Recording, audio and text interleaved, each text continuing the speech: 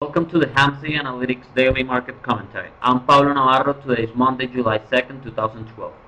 For the market internals, the New York Stock Exchange advanced decline differential closed at 1,149.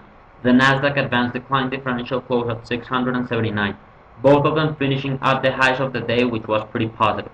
There were 61 new 52-week highs for the S&P 500 and only one new 52-week low for the S&P 500.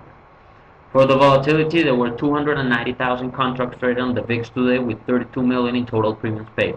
For the dollar-weighted put-call ratio in July, we saw a 3.13 reading, which is very bullish with 71% of the total premiums paid. In August, we saw a 1.25 reading with 18% of the total premiums paid. Again, bullish reading here. Okay, here we have the daily chart for SPX. Some important things came out today. We broke this high, which was critical here to break because we didn't broke on Friday. We confirmed upside pattern here after this big update on Friday. Small tight range today, but still we reversed from the lows and ended at the highs, which was positive. The zero sigma is now pointing higher, which is good. So 320 is the zero sig line, and we're looking at 1390 here on the daily chart. This is the 3 sigma. And on the CI now pointing higher, as you can see here. CI div continues also to go higher, which is good for the market overall here. If we look at the SPY, here we have SPY daily chart. We're also at the next +1, +2 sigma channel, so we want to continue our go higher to break this double top here that we may be forming here. So it's going to be critical here to continue to grind higher, even if it's slowly. Looking at the 38.52 level, that's the 3 sigma on daily chart. So that's going to be our target here on the upside. On the downside, 0 sigma is at 133.20. So those are the two levels here looking at on the SPY.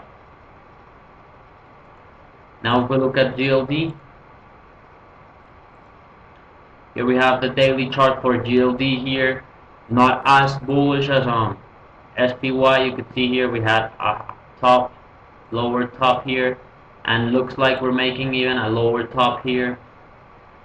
So we're failing at also at 0 sig line. We're having some trouble at the 155.10 level, 155.15. So that's going to be critical to break that upside if we want to see higher prices, and even break the 159 level. It's going to be critical to take all these highs that we have formed here so far.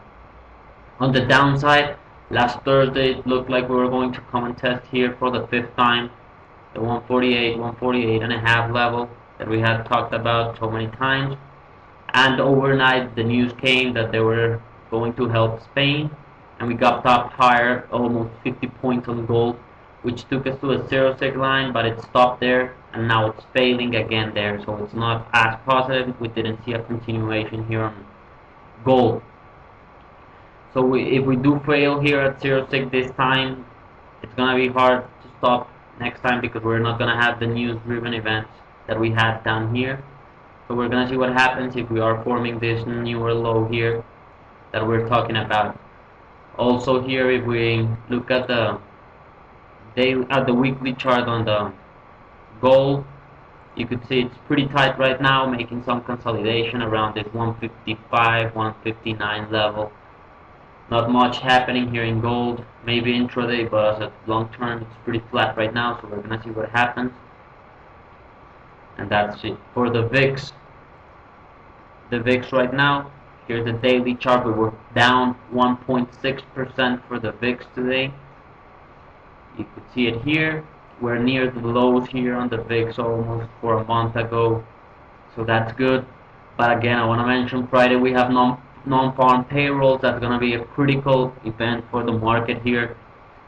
So we're looking for maybe staying around these levels if we do get a good number, or bouncing really higher if we do get another bad number like last month. So keep an eye on Friday's number. Here at the 1680 is the VIX right now, so it's at good levels, but we have a good, very important number coming on Friday.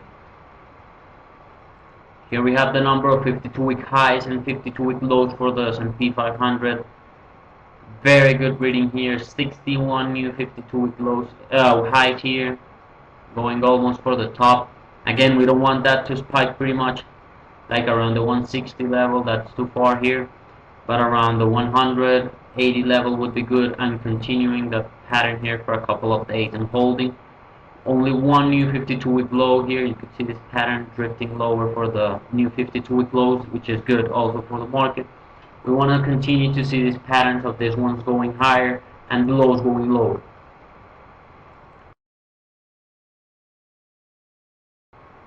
We have a special offer by TradeStation. Get your hands-on analytics proprietary indicators paid by TradeStation.